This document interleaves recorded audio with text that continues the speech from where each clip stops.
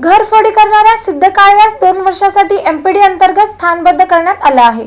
घरफोडी करणारा सिद्धू शामराव काळे याला एमपीडीए कायद्यान्वये स्थानबद्ध करण्यात आला आहे। सोलापूर शहरातील एमआयडीसी जोडपे पेठ, विजापूर नाका आणि फौजदारवाडी पोलीस ठाणे हद्दीतील सराईत गुन्हेगार सिद्धू शामराव काळे वय वर्ष 39 राहणार चिंचोळी एमआयडीसी मोहोळ जिल्हा सोलापूर हा मागील काही वर्षापासून सातत्यानं जीवघेण्याघातक शस्त्रानं दुखापत करणं, जबरी चोरी करणं, घरफोडी करणं, जमाव जमवणं, दगडफेक, घातक शस्त्रानं धमकावणं अशा गंभीर स्वरूपाचे गुन्हे साथीदारांच्या मदतीनं करत होता। त्याच्या विरुद्ध एकूण 14 गुन्हे सोलापूर शहरात दाखल आहे। त्याच्या या गुन्हेगारी कृत्यामुळे सोलापूर शहरातील नागरिकांचं दैनंदिन जीवन विस्कळीत होऊन सुव्यवस्थेस बाधा निर्माण झाली आहे। त्यामुळे सिद्धू शामराव काळे याला त्याच्या गुन्हेगारी कारवायांपासून परावृत्त करण्यासाठी 2023 मध्ये प्रतिबंधक कारवाई करण्यात आली होती। त्यानंतरही सिद्धू शामराव काळे याच्या वर्तनात कोणताच बदल झाला नाही।